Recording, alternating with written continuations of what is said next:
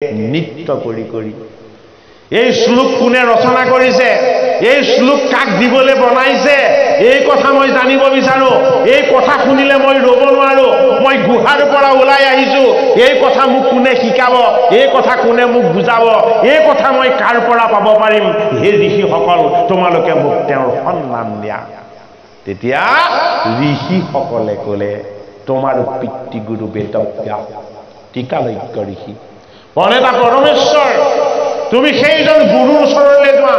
সেইজন গুৰুৰ পৰা তুমি এই ভাগৱত শাস্ত্ৰ অধ্যয়ন কৰা এই ভাগৱত অধ্যয়ন কৰি তুমি যি উদ্দেশ্যে আহিছিলা তোমাৰ সেই উদ্দেশ্য তুমি সফল কৰা গতিকে পিতৃৰ দৃষ্টিৰে নহয় সুখ এইবাৰ গ'ল ব্যাসৰ চৰণত গুৰু হিচাপে ভজি এই ভাগৱত শাস্ত্ৰ অধ্যয়ন কৰিবৰ কাৰণে অৰ্থাৎ সুকৰ লগত সম্বন্ধ পিতৃ আৰু মাতৃৰ নহয় সুকৰ লগত ব্যাস আৰু অৰণ্যৰ সম্বন্ধ গুৰু সেইটো কাৰণে সুকে পৰীক্ষিতক কি বুলি কৈছে যে মই গুৰু ভগৱান মোৰ পিতৃ গুৰুৰ মুখপদ্মে এই যে পৰম পবিত্ৰ বৈকুণ্ঠৰ কল্পতৰ ভাগৱত শাস্ত্ৰ মই যে পালো এই কথাই মই তোমাক কৈছো বোলে কি এই কথাই সমস্ত জীৱক উদ্ধাৰ কৰিব পাৰে সেইটো কাৰণে সৌনক সংবাদ কৃষ্ণ কথাৰ ইমান মহিমা আছে কৃষ্ণ কথাত ইমান অমৃত আছে কৃষ্ণ কথাত ইমান শক্তি আছে যে সংসাৰ গৃহ পিতৃ মাতৃ সমস্ত জনক ত্যাগ কৰি কেৱল ঈশ্বৰৰ চৰণৰ সাধনাত নিমগ্ন হৈ বহি যোৱা সুককো জগাই তুলিছে এই ভাগৱত শাস্ত্ৰই সেইটো কাৰণেই ঋষি সমাজে তেওঁলোকৰ গুৰু সুতক প্ৰশ্ন কৰিছে দেৱৰো দুৰ্লভ এই পৰম পবিত্ৰ সুখ মুনিক কেনেদৰে পাণ্ডৱৰ নাদি পৰীক্ষিতে লগ পালে অৰ্থাৎ ভগৱানক যদি লগ পাব পাৰি সুকক কিন্তু লগ পাব নোৱাৰি এয়া ভাগৱতৰ সিদ্ধান্ত গতিকে সুকক আমি ক'ত লগ পাইছো সুকক আমি ভাগৱত শাস্ত্ৰত লগ পাইছো তেওঁ গুৰুৱে ভগৱান গুৰু আৰু ভগৱানৰ মাজত পাৰ্থক্য কি একেটাই মূৰ্তি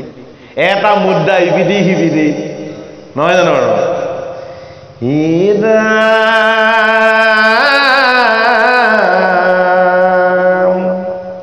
এই কৃষ্ণৰ চৰিত্ৰ মোৰ এই মহালাভ আছে এই কৃষ্ণৰ কীৰ্তনে জাতি এই অজাতি নবাছে কৃষ্ণৰ কীৰ্তনে বোলে এওঁ বামুণ এওঁ ক্ষুদ্ৰ এওঁ বৈশ্য কৃষ্ণৰ কীৰ্তনে কোনো জাতি নেবাছে বোলে কিয় শব্দবহময় সকলোকে সমানে স্পৰ্শ কৰে ডাঙৰ শব্দ এটা মাতিলে জাতি বৰ্ণ নিৰ্বিশেষে তিন তৰু লতিকা সকলোকে সমানে স্পৰ্শ কৰে সেইটো কাৰণে কৃষ্ণ কথাই কেতিয়াও জাতি অজাতি বিচাৰ নকৰে অগ্নিয়ে যিদৰে কেঁচা পকা বিচাৰ নকৰে এই বৈকুণ্ঠৰ শাস্ত্ৰ ইটো মহাভাগৱত এই যে নমতে পৃথিৱীত ভৈলাই উপগত অজিমতে কৰিলা শাস্ত্ৰ ব্যাস সৰ্বজান এ প্ৰথমে হৰিক জুমৰি এ শুনা সাৱধান অ দিনে কপূৰ্বত পৰা সৰসুত ঋষি এ বদৰিকাশ্ৰমতয়া সন্ত ব্যাস বসী এ উগুল থুগুল মনে নাহি সুখ শান্তি এ নপান্ত উপায় একো এ মনে গুণী গান্ধী এ ব্ৰহ্ম জ্ঞান চিন্তন্ত ধ্যান নতুন আহি সুখ এ নজানন্ত কৃষকম নত মিলৈ দুখ এ অধুমুখে আচাৰহী ভূঞানী খবৰ এ সেহি মেলা তৈতে আহি হে মিলিল নাৰদ এতিয়া ঋষি সমাজে কাৰ কথা শুনিম বুলি কৈছে ভকত বৈষ্ণৱৰ কথাহে শুনিম, ভগৱানৰ কথা নুশুনো এতিয়া। এইটো কাৰণে বৈষ্ণৱ আৰু ভকতৰ কথা শুনিছে। ঋষিয়েও সেইটো কাৰণে কাৰ কথা কৈছে? বৈষ্ণৱ আৰু ভকতৰ কথা কৈছে। বোলে ব্যাস এজন টিকালজ্ঞ ঋষি বৈষ্ণৱ, এই ব্যাস মহন্ত এজন, কিন্তু মহন্ত হোৱা স্বত্তেও তেওঁ কৰ্মৰ দুখৰ কাৰণে তেওঁ চিতমন কি হৈছে? চঞ্চল হৈছে। তেওঁ স্থিৰ হ'ব পৰা নাই। তেওঁ নিজেই অনুভৱ কৰিছে যে মোৰ ক'ৰবাত কিবা এটা ভুল হৈছে। সেইটো কাৰণে তেওঁ উগুল থুগুল মনেৰে, বদৰিকা মানে বেয়াৰ পৰা মুক্ত হৈ থকা ঠাই, সেইটো কাৰণে নামটো বদৰিকা। বদ মানে বেয়া, ৰিকা মানে মুক্ত। যি স্থানত থাকিলে এই সংসাৰৰ বিষয় বন্ধন বোকা পানী একোৱে স্পৰ্শ কৰিব নোৱাৰে, সেই স্থানৰ নাম হ'ল বদৰিকা। এই বদৰিকা আশ্ৰমতেই থাকে বিদুৰ, উদ্ধৱ, মৈত্ৰেয় আৰু টিকালজ্ঞ ঋষি বেদব্যাস। ব্যাসৰ বদৰিকা আশ্ৰমতো মন স্বচ্ছ হোৱা নাই, মন উগুল টুগুল। এতিয়া ঋষিসকলক কৈছে যে মন উগুল টুগুল অকল তোমালোকৰেই নহয়, কাৰ? এই বেদজ্ঞ ব্ৰাহ্মণ ঋষিসকলৰ মন উগুল টুগুল। 1000 বছৰ যজ্ঞ কৰিলো, দাড়ি চুলিবিলাক ঘোঁৰা বৰণৰ কৰিলো, লাভৰ মূৰত আমিও একো নাপালো। এতিয়া গুৰু ভগৱান সুতে কৈছে, বিফল তোমালোকেই হোৱা নাই, বিফল বেদব্যাসো হৈছে। শুনি লোৱা। বোলে কিয়? যেতিয়ালৈকে কৃষ্ণ কথাৰ স্পৰ্শ নেপাব। কৃষ্ণ কথাৰ স্পৰ্শ যেতিয়ালৈকে নেপাব, কণেটা পৰমেশ্বৰ হলেও বেদব্যাসৰ দৰে এজন টিকালজ্ঞ ঋষিও স্বস্থ আৰু স্থিৰ হ'ব নোৱাৰে। এই কথাটো আমাক ভাগৱত শাস্ত্ৰই জনাইছে। এ হাতে দিব্য বিনা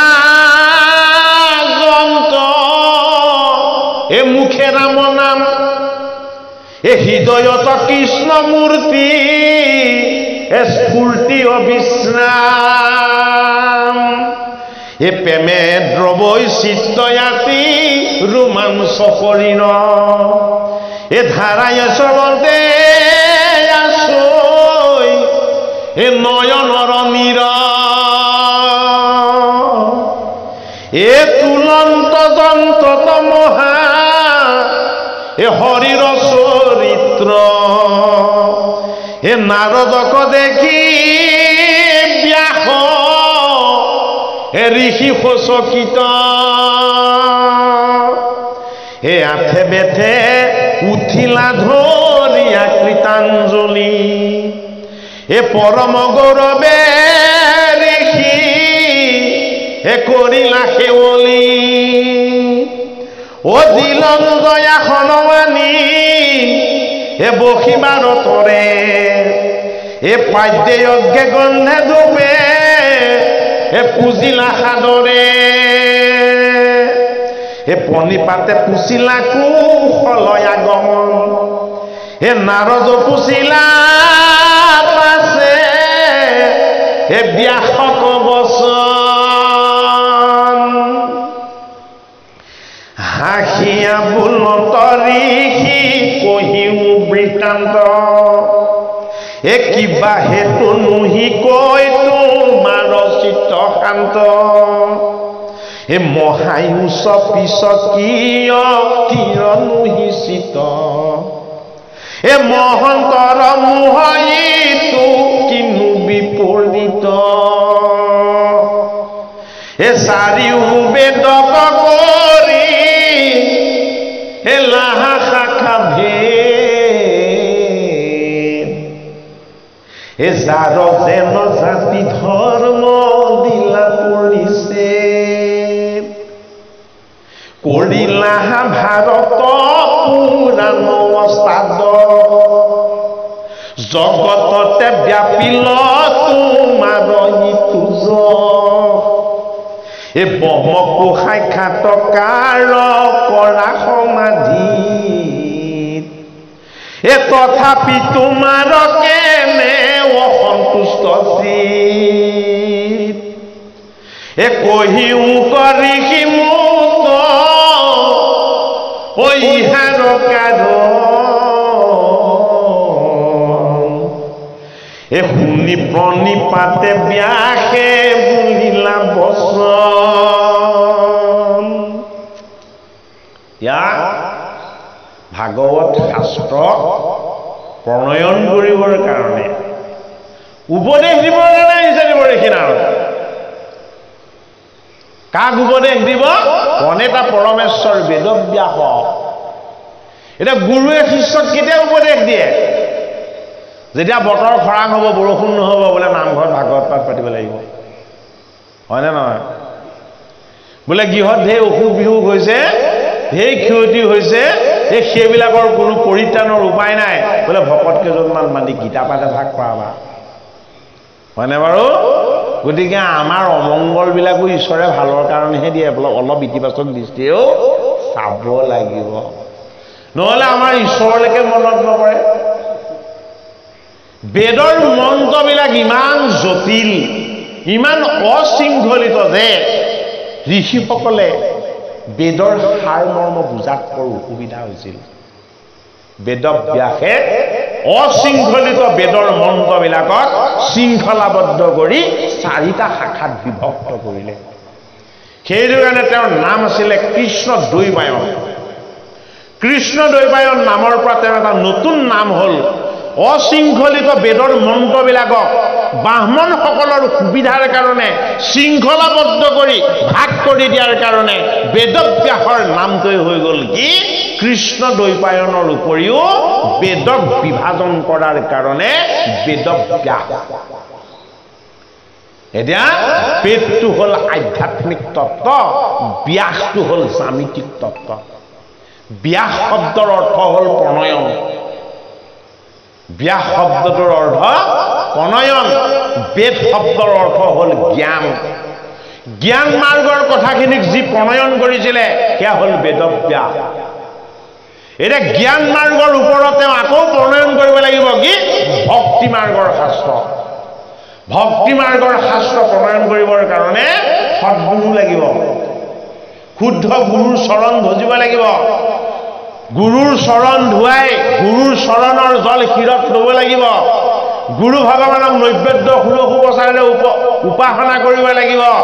তোমাৰ দৰে গুৰুৰ আগমনে মোৰ কায় বাক্য মন সকলো শুদ্ধ কৰিলে বুলি নিশ্চিত হ'ব লাগিব। এই গোটেইকেইটাই আপোনা আপুনি হৈ গ'ল কেতিয়া? যেতিয়া হাতত দিব্য বীণা লৈ উগুল থুগুল অস্থিৰ হৈ থকা বেদব্যাসৰ আগলে শান্ত প্ৰশান্ত সৌম্য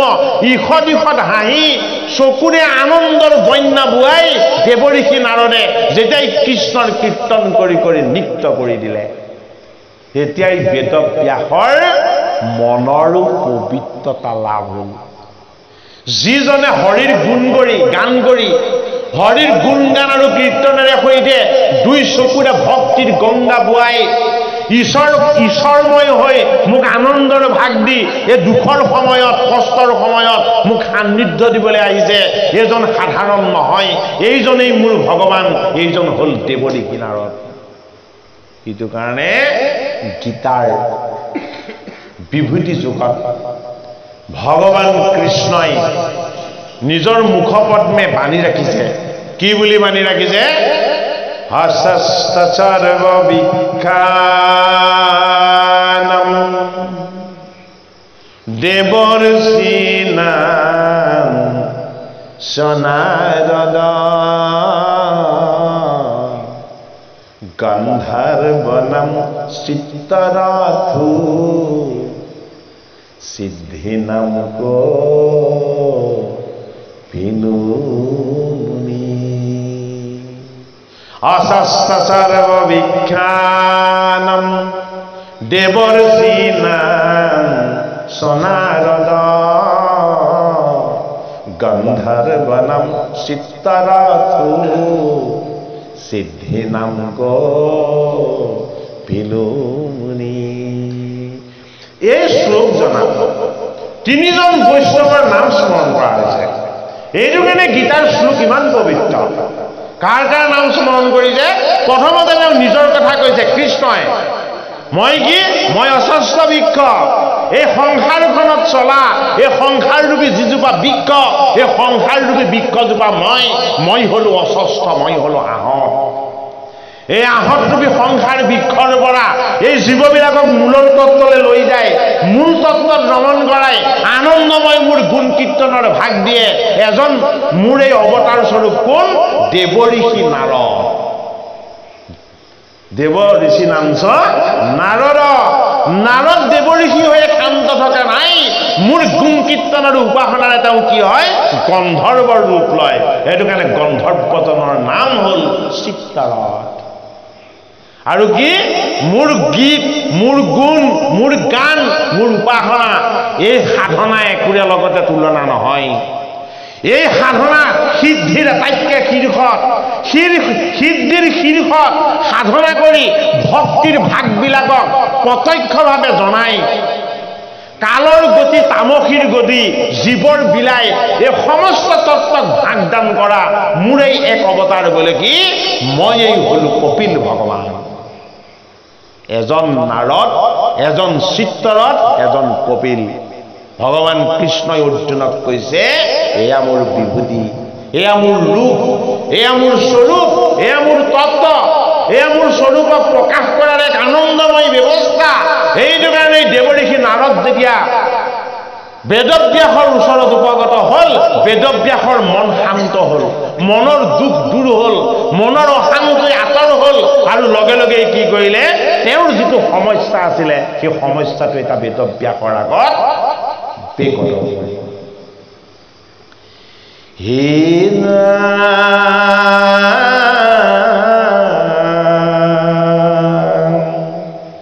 এ কহিও কৰে মত ইহাৰ কাৰণ এ শুনিব নিপাতে ব্যাসে এ বুলিলা বচন এ হনু যদি আমি বেদ শাস্ত্ৰত পাৰ্গত এ কৰুণীতে ঈশ্বৰৰ অৰ্পণা কৰ্ম যত ও মহাজ্ঞান পূৰ্ণ আমি এ জগত পক্ষাত এ সুন্ত সমাধিত ব্ৰহ্ম হে আপুনি সাক্ষাৎ এ তথাপি নুগুচই মোৰ মনে অসন্তোষ এ নেপাওঁ বিমৰিষি কিবা এ কৰি আছো এ আপুনি অগাধ বোধ হে অংশয় অৱতাৰ এ পুচুহু তোমাত এ কাৰণ বেদব্যাসে দেৱ ঋষি নাৰদক গুৰু জ্ঞান কৰিছে যে আপুনি সাধাৰণ নহয়, আপুনি অগাধ ঈশ্বৰ, আপোনাৰ গুণ গৰিমা মই কৈ শেষ কৰিব নোৱাৰিম, আপুনি মংগলময় মূৰ্তি। গতিকে হে দেৱ ঋষি নাৰদ, যে মহাজ্ঞান শূন্য আমি জগত প্ৰখ্যাত, গোটেই জগতেই জানে, বেদৰ বিভাজন কৰি অষ্টদলযুক্ত মহাভাৰত ৰচনা কৰি পঞ্চম বেদ নিৰ্মাণ কৰি মোৰ যশ গুণ আৰু খ্যাতি গোটেই জগততেই ব্যক্ত হৈ গৈছে। ইমানখিনি যশ গুণ আৰু খ্যাতি ব্যক্ত হোৱাৰ পাছতো মোৰ যেন কিবা এটা কমি আছে, মই যেন কিবা এটাৰ পৰা আঁতৰত আছো, মোৰ এইটো অনুভৱ হৈছে। আৰু মুণ্ড সমাধিত ব্ৰহ্ম আপুনি সাক্ষাৎ, মই যেতিয়াই সমাধিস্থ হওঁ পৰম ব্ৰহ্ম মোৰ হৃদয়ত আহি সাক্ষাৎ হয়, কিন্তু মই সমাধিৰ পৰা আঁতৰ হোৱাৰ লগে লগেই মোৰ মনলৈ আকৌ দুখ আহে, চিত্ত স্থিৰ হৈ পৰে। গতিকে তথাপি নুগুচই মোৰ মনে অসন্তোষ, সেইটো কাৰণে মোৰ মনৰ অসন্তোষ মই আঁতৰ কৰিব পৰা নাই। নপাওঁ বিমৰিষি কিবা কৰি আছো দুখ, মই বিচাৰিও পোৱা নাই মইনো কি দুখ কৰি আছো। গতিকে আপুনি অগাধ বোধ অংশ অৱতাৰ, আপোনাৰ বোধ ক্ষমতা, আপোনাৰ বুজিব পৰা শক্তি আৰু বুজাব পৰা শক্তি অতুলনীয়। আপুনি সদায় আনন্দিত, আপুনি সদায় কৃষ্ণৰ কীৰ্তন কৰি দিব্য বীণা বাই আপুনি নৃত্য কৰি আনন্দৰ বন্যা বয় আপুনি ঈশ্বৰৰ লগত এক হৈ নৃত্য কৰি থাকে গতিকে আপুনি অগাধ বোধ অৰ্থাৎ অগাধ ভাৱ চিন্তাৰ গৰাকী আপুনি জগতৰ হৰিৰ অংশ অৱতাৰ এই হৰিৰ অংশ অৱতাৰ আপুনি ঈশ্বৰ স্বৰূপ গতিকে মোৰ মনটোনো কিয় এনে হৈছে মই একো বুজিব পৰা নাই আপুনি মোক জনাওক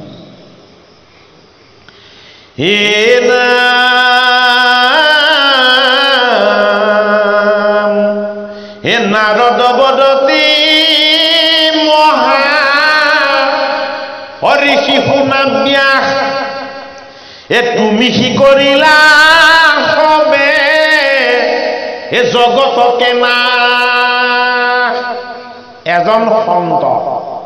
এজন সাধু এজন মহন্তৰ যিটো উদাত্ত বিচাৰ তেওঁ চৰণ ধোৱালে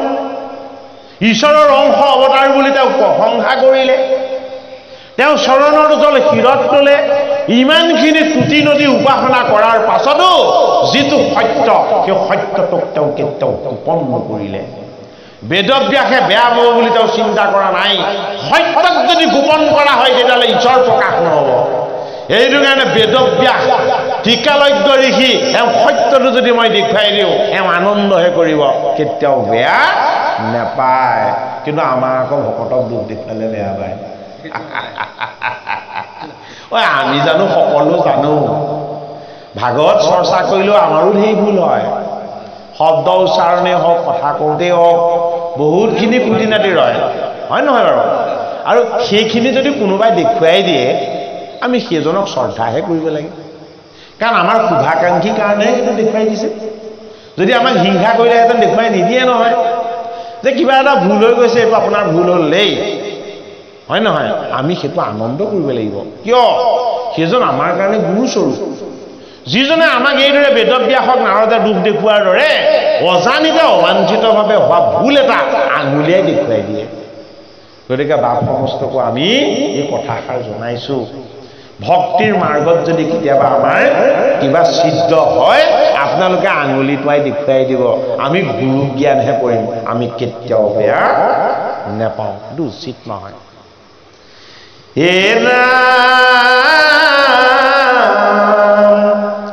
হে নাৰদ বদতি মহা হৰিষি শুনা ব্যাস তুমি কি কৰিলা সবে এ জগতকে না হে ঋষি ব্যাস তুমি শুনাচোন এই জগতখনক তুমি নাশ কৰিছা কম উত্তৰ দিছেনে বাৰু নিজৰ ঘৰত গৈ হা বেদব্যাসৰ গৃহত গৈ কৈছেগে এই জগতখনক তুমি নাশ কৰিলা বুলি সত্যটো কৈ দিছে কিয় ভকত বৈষ্ণৱৰ ভিতৰত কপট নাথাকে তেওঁলোকে কাকো কপট আচৰণ নকৰে ভাগৱতে সেই কথা আমাক জনাইছে আমিও কেতিয়াও কাৰো প্ৰতি কপট আচৰণ ল'ব নেপায় দুখ কৰিছে আঙুলিয়াই দেখুৱাই দিব লাগে তেতিয়া শুধৰাই ল'ব হয়নে বাৰু যদি ভাল কৰিছে ভালটোক স্বীকৃতি দিব লাগে ভালটোক স্বীকৃতি দিলে কি হয় ভালৰ পৰিমাণটো ব্যাপক হয় এ নিৰন্তৰে পশুৰ লৱাইলা তুমি প্ৰাণ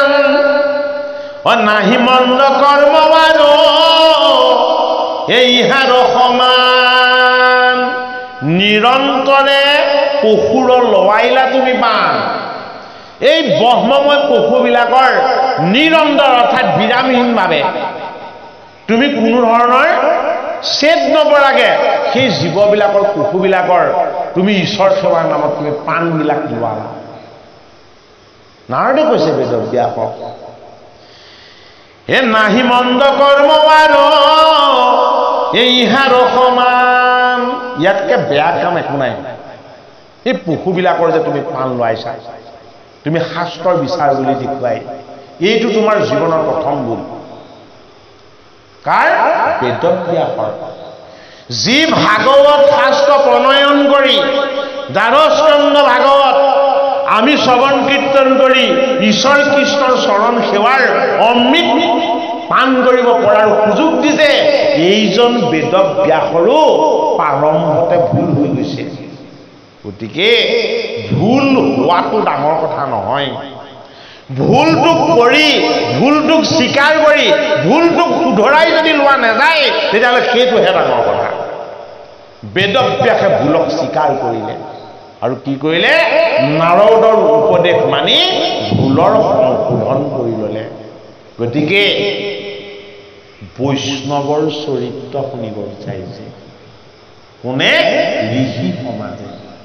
যি যজ্ঞ কৰিছিল বেদব্যাসে প্ৰণয়ন কৰা এই বেদৰ মন্ত্ৰ তত্ত্ব মৰ্ম এইবিলাকক প্ৰতিপালন কৰিছিল কিন্তু ব্যাসৰ শুধৰণি হৈ গ'ল যজ্ঞ কৰা ব্ৰাহ্মণৰ শুধৰণি হোৱা নাই শুধৰণি কেনেকৈ কৰিছে বৈষ্ণৱৰ চৰিত্ৰ শ্ৰৱণ কীৰ্তন কৰি তেওঁলোকৰ জীৱনৰ শুধৰণিখিনি তেওঁলোকে সম্পাদন কৰিছে ভাগৱত শাস্ত্ৰ দুখবিলাকক গুণলৈ ৰূপান্তৰ কৰা হৈছে দুখবিলাকক ভগৱন্তৰ চৰণত অৰ্পণ কৰি সমস্ত পাপবিলাককে কি কৰি দিয়া হৈছে মহিমূল কৰি দিয়া হৈছে হে আকস্মিতে লোকক কৰাইলা হিংসা ধৰ্ম এ নুবুজিলা তুমিও মে তত্ত্বমৰ্ম এ গৰিহিত কৰ্ম কহিলা ধৰ্ম বুলি এ তোমাৰ বচনে লোক এ নাখিল সমূলি ও স্বভাৱে লম্পট বিষয়ত অনুৰাগ এ স্বৰ্গ পাইব বুলি ৰঙে এ কাটে সংসা কি বুলি কৈছে তুমি দেখুওৱা ভুল পথৰ দ্বাৰা মানুহ ভকত নহল কি হল তেওঁলোকৰ চৰিত্ৰ লম্পট হল লম্পট মানে বেয়া চৰিত্ৰ বেয়া স্বভাৱ বোলে কেনেকে হল বোলে হাঁহ ছাগলীবিলাক কাটি কাটি ওই এই জীৱবিলাক বধ কৰি এই তমগুণী খাদ্যবিলাক খাই খাই ওই তেওঁলোকে কেৱল স্বৰ্গখনকে চাই থাকিবলৈ ললে ঈশ্বৰৰ চৰণৰ ফালে আৰু তেওঁলোকৰ মন নাই এ কৰৈ নানা হিংসা ধৰ্ম নানা দেৱ পূজৈ এ পুণ্য ক্ষীণ ভলে দুনাই এ নৰকত মজৈ ও যদি জ্ঞানী গণে তাক এ কৰৈ নিবাৰণ ও আউৰ তাৰ বাক্য কন মানয়ে কোনোজন জ্ঞানী লোকে যদি কৈছে যে জীৱবিলাক বধ কৰাটো পাপ জীৱ বধ কৰি সুখৰ কাৰণে কৰ্ম কৰাটো দুখ ৰচনা কৰাৰ ব্যৱস্থা এনে কৰ্মই কাকো সুখী কৰিব নোৱাৰিব তেতিয়া কি কয় জানা হেৰা বেদব্যাস কোনে কৈছে দেৱঋষি নাৰদে কৈছে তুমি কৰা ভুলটো যদি গুণী মানি জনে কোনোবাজনক আঙুলিয়াই দেখুৱাই দিয়ে ও সেইজনক মুখলুঙা কৰে সেইজনক ভেঙুচালি কৰে বোলে কি বুলি ও এওঁ ব্যাসতকেও পণ্ডিত ওলালে হয়নে নহয় বাৰু মানে গতিকে ব্যাসতকেও পণ্ডিত ওলালে বুলি কোৱাটো ডাঙৰ কথা নহয় কিন্তু আমাৰ সমাজতে এতিয়া এনেকুৱা লোক ওলাইছে ও গুৰু দুজনাতকৈও ওপৰত তেওঁলোক অন্যখন এজনে ফোন কৰি আমাৰ লগত বাৰ্তালাপ কৰিছে তেওঁ মানে কৈছে বোলে শংকৰদেৱে ভাগৱত ভাগ বোলে অৰিজিনেল ভাগৱত অনুবাদ নাই কৰা নহয় আমাক কৈছে মই বোলো গুৰুজনাতকে যদি আপুনি ওপৰলৈ গৈছে ভৱিষ্যতে কোনোদিন আমালৈ ফোন নকৰিব আমি যাক গুৰু হিচাপে ভগৱান হিচাপে যাক হৃদয়ত স্থান দিছো সেইজনতকে যদি কোনোবা ওপৰলৈ গৈছে তেতিয়াহ'লে সেইজনৰ লগত আমাৰ কেতিয়াও একো সম্বন্ধ থাকিব নোৱাৰে কাৰণ গুৰুতকে ওপৰত কাৰো স্থান নাই এইটো কাৰণে এটা বেদব্যাস হল সকলোৰে গুৰু গুৰুজনৰ ভুল হৈছে বুলি শিষ্যই যদি দেখুৱাই দিবলৈ যায় তেতিয়াহ'লে উপুঙা কৰিবই বেঙুচালি কৰিবই হয়নে বাৰু কিন্তু আমাৰ জগতগুৰু শ্ৰীমন্ত শংকৰদেৱ গুৰুজনা কিমান মহান ঈশ্বৰীয় গুণৰ গৰাকী বেদ বেদান্ত দৰ্শন সমস্ত শাস্ত্ৰৰ যি নিৰ্গুণ অদ্বৈতবাদ এক ঈশ্বৰ তত্ত্ব এই অদ্বৈতবাদ এক ঈশ্বৰ তত্ত্বটো তেখেতে আমাক আনি দিছে বোলে কি এক দেও এক সেও এক বিনে নাই কেও এজন ঈশ্বৰৰ বাহিৰে আমাৰ গুৰু ধৰ্মত কোনো দেৱ দেৱী এইবিলাকৰ কোনো স্থান নাই কেৱল এক কৃষ্ণদেৱৰ চৰণ ভজিলেই আমি সমস্ত জীৱ উদ্ধাৰ হ'ব পাৰিম হে ৰাম স্বভাৱে লম্বত ইয়ত অনুৰাগ এ স্বৰ্গ পাইলো বুলি ৰঙে একাতে সংসচা এ কৰৈ নানা হিংসা ধৰ্ম নানা দেৱ পূজৈ এ পুণ্য ক্ষীণ ভলে নাই এ নৰকত মজৈ এ যদি জ্ঞানী গণে তাক কৰৈ নিবাৰণ হে আউৰ তাৰ বাক্য গণ হে মানুহে কুজন হে বুলৈ উপলম্ব কৰি বচন খণ্ডিত এ ব্যাসতো অধিক ভৈল হে সন্তে পণ্ডিত এ পকতি কহিলা তুমি আনহে ধৰ্মক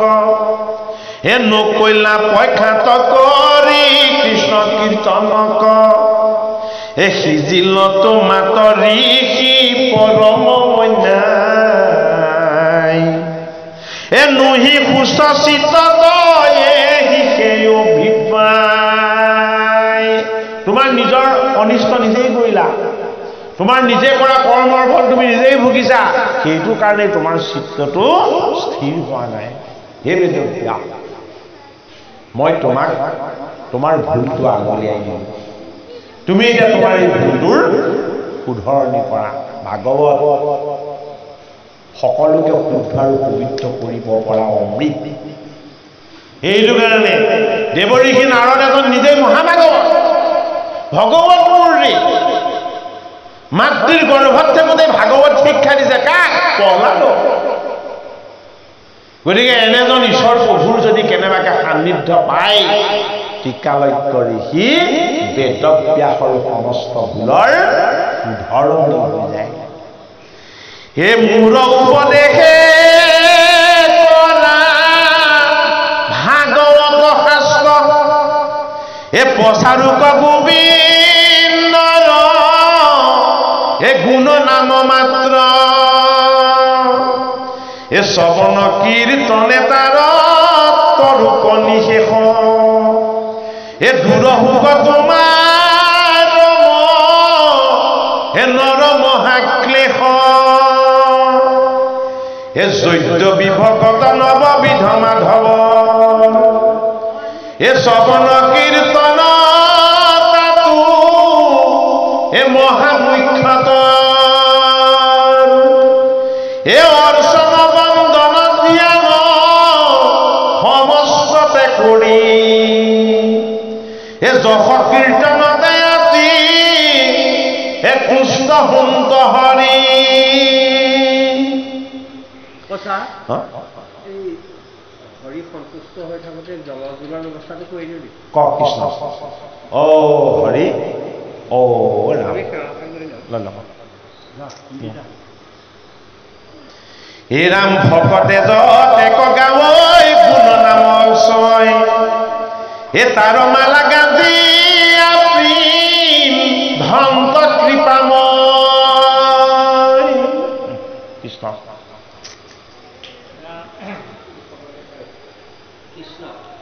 কৃষ্ণ সেই ভালো ভগত বৈষ্ণৱ সমস্ত সেই সৈকীয় সমস্ত আপোনাৰ খবৰ চৰণত ভগৱন্তৰ চৰণত এভুগী সেৱা ধৰিছে জলযোগৰ নিমিত্তে আমি ভগৱন্তৰ চৰণত সেৱাভুগী অৰ্পণা কৰি অ হৰি অ ৰাম কৃষ্ণ হে ৰাম হে ব্যাস এ মূৰ উপদেশে কৰা এ ভাগৱত শাস্ত্ৰ এ প্ৰচাৰক গোবিন্দৰ এ গুণ নাম মাত্ৰ হেৰা বেদব্যাস তোমাৰ ভুলটো শুধৰাই লোৱা তুমি হংস চাকৰ কাটি জীৱবধ কৰি তুমি এই দেৱকৰ্ম সাধন কৰাৰ তুমি যিবিলাক পথ বৰ্তাইছিলা এইবিলাকৰ পৰা তোমাৰ পাপ অৰ্জন হ'ল তুমি এটা মোৰ উপদেশ মানি তুমি এটা শুদ্ধ ধৰ্ম ৰচনা কৰা আৰু শুদ্ধ শাস্ত্ৰ প্ৰণয়ন কৰা মই তোমাক উপদেশ দিছোঁ বোলে কি কেৱল কৃষ্ণৰ গুণ কীৰ্তন কৃষ্ণৰ গুণনাম যশ শ্ৰৱণ কীৰ্তনৰ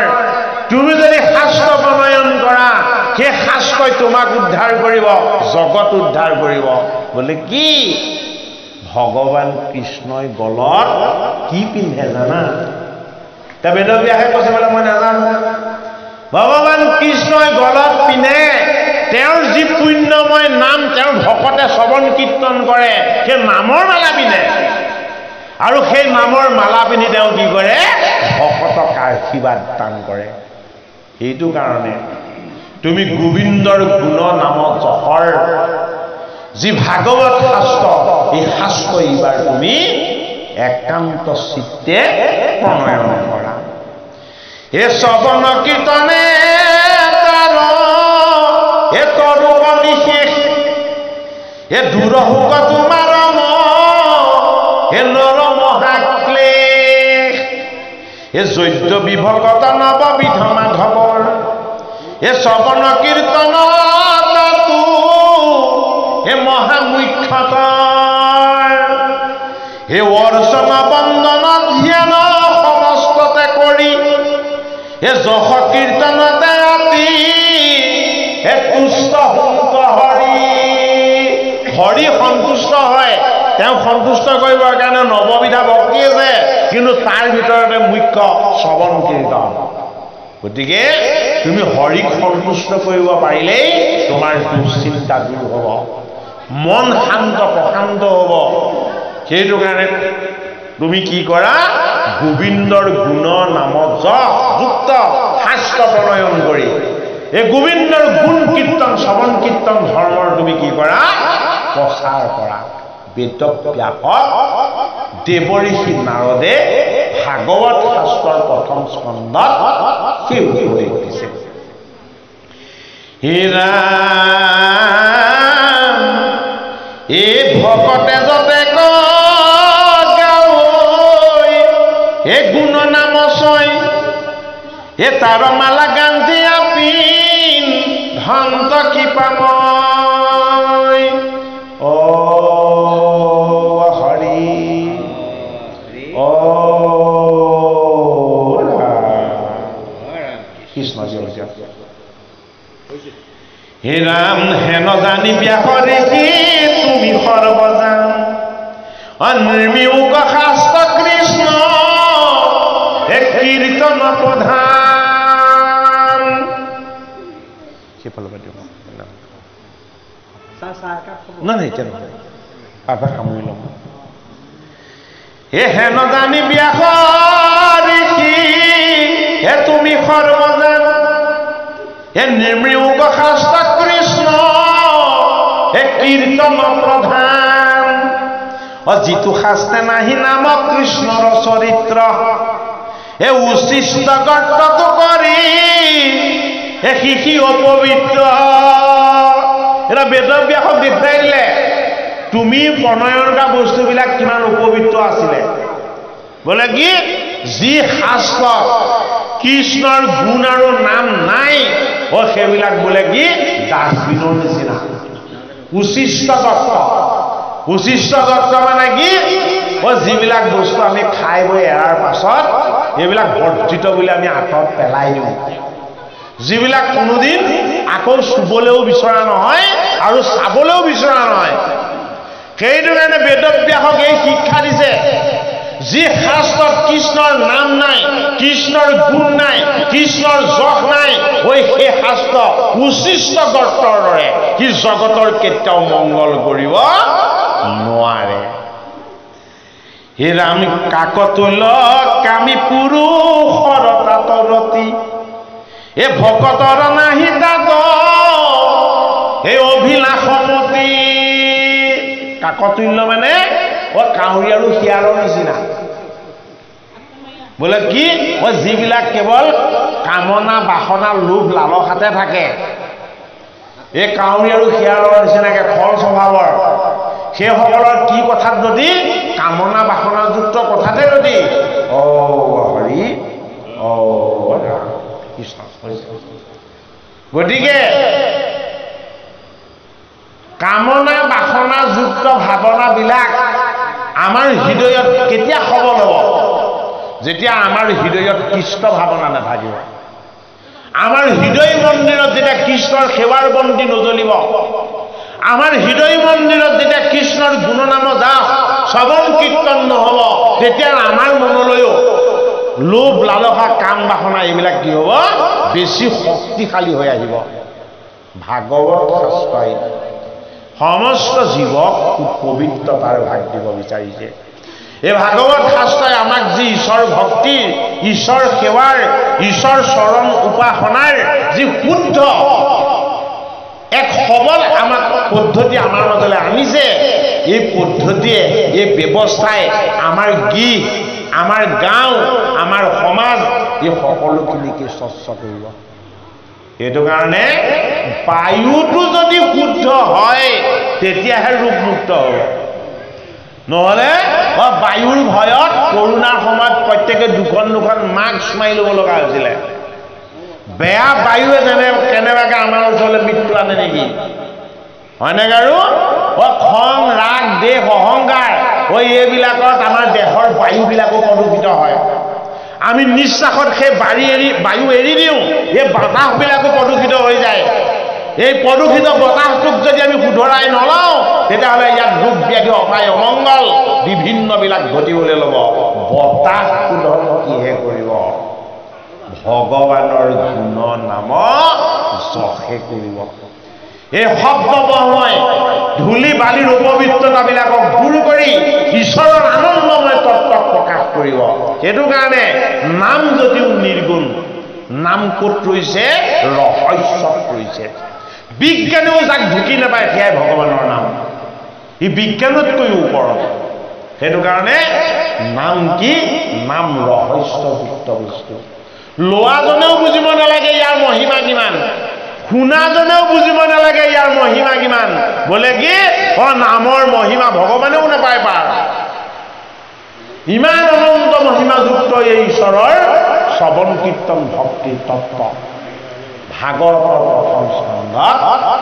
আমাক বেদব্যাসে ভুলৰ শুধৰণি কৰি দেৱৰ্ষি নাৰদে গুৰুৰ আসনত বহি আমাক এইখিনি কথাৰ ভাগ দিছে হে নাম এক যিটো বাক্যে আছে গুণ নাম মাধৱৰ শিশি বাক্যে হৰৈ পাপ এ জনসমূহৰ এ ভকতি বিহীন জ্ঞান কৰ্ম সবে ব্যৰ্থ এ কহিলো স্বৰূপে বেদান্ত এ তৰু তত্ত্ব অৰ্থ বেদান্তৰ যিটো তত্ত্ব সেইটো দেৱৰ্ষি নাৰদে জানে নাৰদ কি নাৰদ এজন বৈষ্ণৱ নাৰদৰ ভক্তিৰ সংস্কাৰ কেতিয়াৰ এই জন্মৰ নহয় আগৰ জন্মৰেই আগৰ জন্মতেই যি ভক্তিৰ সংস্কাৰৰ যোগেদি পুণ্য সাধন কৰিছে সেইজন দেৱৰ্ষি নাৰদে সেই পুণ্যৰ ভাগ সমস্ত জগতবাসীক দিয়াৰ ব্যৱস্থা কৰিছে সেইটো কাৰণে তেখেতে কৈছে বেদান্তৰ তত্ত্ব হ'ল কৃষ্ণৰ গুণনামক এই কৃষ্ণৰ গুণনামক যদি শ্ৰৱণ কীৰ্তন কৰা ই বেদৰ ৰহস্যকো কি কৰে প্ৰকাশ কৰে হে ৰাম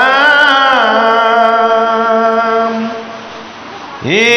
স্বধৰ্মকো তেজি ভজই থাকি গৈছে হে আবে অনাদৰি জ্ঞান এ স্বধৰ্ম নিশেষ কেৱলে দিও তীৰ উপদেশ কি বুলি কৈছে আবে অনাদৰি জ্ঞান স্বধৰ্ম নিশেষ তুমি যিবিলাক আদৰ কৰি দেখুৱাইছিলা জ্ঞানৰ পথ কৰ্মৰ পথ তুমি এইবিলাকক আৰু তুমি এবাৰ আদৰ নকৰিবা এইবিলাক আদৰ কৰাৰ কাৰণে তুমি অস্থিৰ হ'লা এইটো কাৰণে জ্ঞান কৰ্ম আৰু দান তপ ব্ৰত যজ্ঞ তুমি এইবিলাকক এবাৰ তুমি আদৰণি কৰিব নালাগে তুমি এবাৰ আদৰণি কিহৰ কৰা ভগৱন্তৰ গুণ নাম যশৰ ভগৱন্তৰ গুণ নাম যশৰ যদি তুমি আদৰণি কৰি এইবিলাকৰ যদি কেনেবাকে তুমি জয় জয়কাৰ কৰি দিয়া হে বেদব্যাস তোমাৰ সকলো ভুলৰ সংশোধন হৈ যাব হে নাম ভকতি শিকৰৈ সংসাৰৰ দুখ নাশ এ ভকতিৰ প্ৰভাৱ হে নিউৰি পিয়াস এ স্বধৰ্মকতে জীৱদৈ কৃষ্ণক সম্প্ৰতি তাৰো প্ৰেম পূৰ্ণ দেৱে হে নভৈল ভকতি নাৰদে এটা সবল যুক্তি আগবঢ়াইছে কি যুক্তি আগবঢ়াইছে যে ভকতিৰ মহিমা কিমান গভীৰ তুমি এবাৰ বুজি লোৱা কোনোবাজনে স্বধৰ্ম ত্যাগ কৰিছে কি স্বধৰ্ম ঐ পশু বলি দি যজ্ঞ কৰা তেওঁলোকৰ স্বধৰ্ম আছিলে তপ ব্ৰত আদি কৰাটো তেওঁলোকৰ স্বধৰ্ম আছিলে সেই স্বধৰ্ম ত্যাগ কৰি তেওঁলোকে কি কৰিলে ভাগৱত শাস্ত্ৰই যিটো শুদ্ধ ধৰ্ম দিছে সেই ধৰ্মটোক আদৰ কৰিলে কি কৰিলে ভগৱানৰ নাম শ্ৰৱণ কীৰ্তন কৰিবলৈ আৰম্ভ কৰিছিলে ভালকে অনুশীলন নহলে মৃত্যু হৈ গ'ল তেতিয়া নাৰদে কৈছে নাম শ্ৰৱণ কীৰ্তন কৰি যদি আধৰুৱাতেও মৃত্যু হৈছে বোলে সেইজনৰ মহিমাৰ তুমি সীমা নোপোৱা অন্য কৰ্ম আধৰুৱা হলে তাত পাপ সঞ্চয় হয় নাম গুণ শ্ৰৱণ কীৰ্তন যদি আধৰুৱাও হৈছে তেতিয়াও তাৰ পৰা পুণ্যৰ ভাগহে লাভ হয় কোনে কৈছে দেৱঋষি নাৰদে কৈছে বেদব্যাসক হে ৰাম এ স্বধৰ্মকতে জীৱদৈ কৃষ্ণক সম্প্ৰতি এ তাৰো প্ৰেম পূৰ্ণ দেৱে এ নভৈল ভকতি এ ভৈল হস্ত যদি বাৱল পথে গৈল প্ৰাণ এই কথাটো কৈছে এ ভৈল জানা নাহি তথাপিতা এ হাৰ অকল্যাণ তেতিয়াও তাৰ অকল্যাণ নহয় যদি সি নাম বস্তু শ্ৰৱণ কীৰ্তন কৰিলে আকৌ কৰিম বুলি মনত আশা ৰাখিছিলে কিন্তু সেয়া কৰিবলৈ নাপাওঁতে তাৰ মৃত্যু হ'ল তেতিয়াও তাৰ অকল্যাণ নহয় বোলে কিয় সি উদ্ধাৰহে হ'ব কেনেকৈ উদ্ধাৰ হ'ব বোলে তাৰ নামৰ প্ৰতি মনত এটা প্ৰেম ভাৱ থাকি গ'ল এই নামৰ প্ৰতি থকা প্ৰেম ভাৱটোৱেই সেই জীৱটোক কি কৰিব পুণ্যৰ ভাগ দিব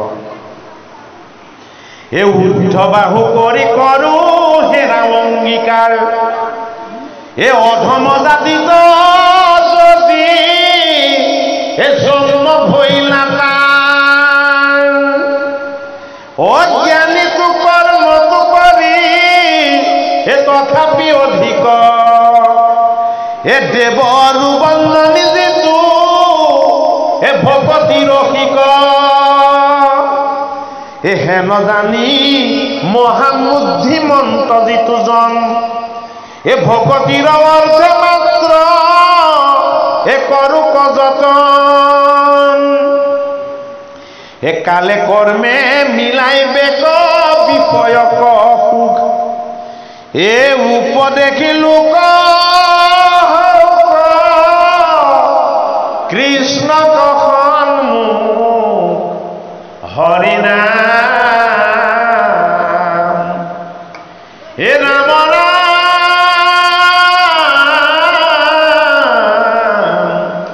হে ৰাম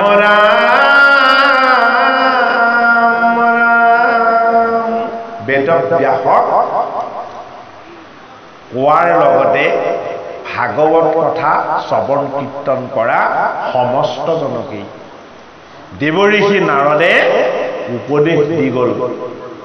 যদিহে মই স্বৰূপ দেৱঋষি নাৰদৰ উপদেশ তোমালোকে শুনিছা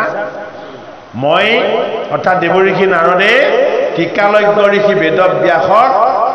ভগৱান কৃষ্ণৰ গুণনাম যপযুক্ত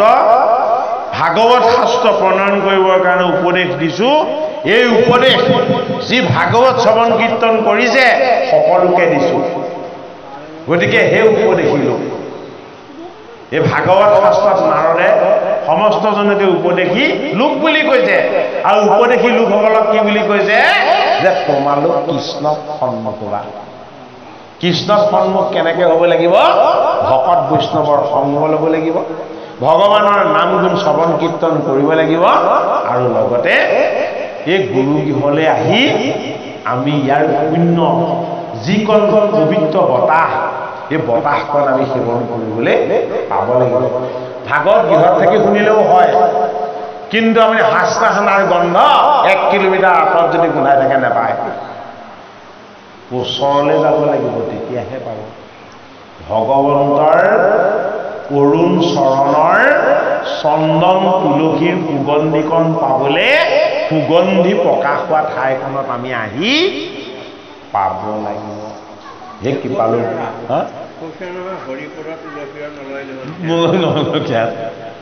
হে কৃপালু গুৰুমূৰ্তি বা বান্ধৱ সমস্ত আপোনাৰ খবৰ এই মহৎ প্ৰয়াসক আমি আদৰণি জনাইছোঁ আপোনালোকে এই পবিত্ৰ নামঘৰত আগতেও ভাগৱত চৰ্চা কৰি আহিছে আৰু এই বছৰ আপোনালোকে প্ৰত্যেক দিনাই খন্তেক সময় ভাগৱত শ্ৰৱণ কীৰ্তনৰ উদ্দেশ্যে আপোনালোকে মনস্থ কৰিছে গতিকে আমিও কৰ্মবন্ধনত বান্ধ খাই আছোঁ সংসাৰ কি বস্তু কৰাসকলে জানিছেই বুজিছেই গতিকে আমিও সংসাৰী জীৱ তথাপিতো আপোনালোকৰ চৰণ সেৱা ভগৱন্তৰ উপাসনা এয়া আজন্ম পুণ্যৰ ফল বুলি ভাবিছোঁ আপোনালোকে এই অনুষ্ঠান ক্ৰমশ চলাই যাওক আমিও আমাৰ যদি কোনো প্ৰত্যাহ্বান সন্মুখলৈ নাহে এই অনুষ্ঠানৰ লগত সহযোগিতা কৰিম বুলি আমি আশা ৰাখিছোঁ ভগৱন্তৰ চৰণত আমি সেৱা জনাইছোঁ আপোনাক সমস্তজন ভকত বৈষ্ণৱৰ চৰণত পুনৰ সেৱা জনাই আজিৰ পাঠভাগীৰ আমি সামৰণিৰ দিশলৈ যাব বিচাৰিছোঁ অহা ভাগ পাঠ আৰম্ভ হ'ব নাৰদৰ পূৰ্বজন্ম ঋষিসকলে বৈষ্ণৱৰ কথা শুনিম বুলি কৈছে নহয় হয়নে বাৰু পৰীক্ষিতৰ জন্মৰ কথা পাছত শুনিব যি ভাগৱত জ্ঞান দিছিলে বেদক ব্যাসক দেৱঋষি নাৰদ এই দেৱঋষি নাৰদৰ পূৰ্বজন্মৰ কথাখিনি কি হ'ব ঋষি সমাজে শুনিব লাগিব বোলে কি তাকে কোৱা হয় জন্ম সংস্কাৰ এই জন্মত যদি আমি কৃষ্ণক বুজিবলৈ অকণমান সুযোগ পাইছোঁ ইয়াৰ পাছৰ সিপাৰৰ সময়খিনি আমাৰ কি হ'ব নিশ্চিতভাৱে ভাল হ'ব ভকতে সেইবিলাক কামনা নকৰে বাৰু কিন্তু শাস্ত্ৰত যিটো কৈছে আমি সেইটোকে দেখাইছোঁ হৰি জয় ৰাম জয় নাৰায়ণ জয় কৃষ্ণ জয় জগত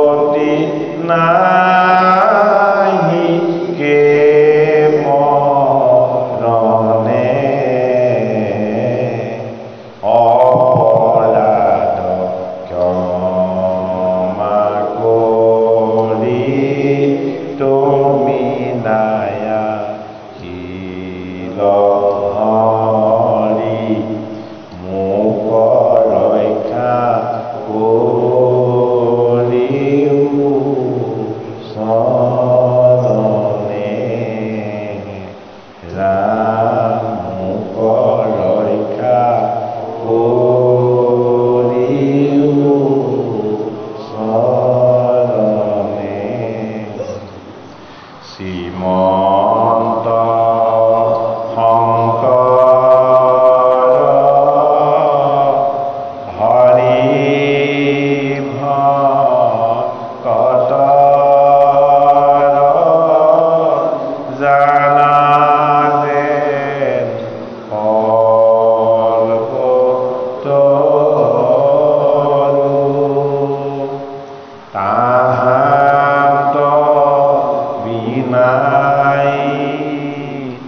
নাই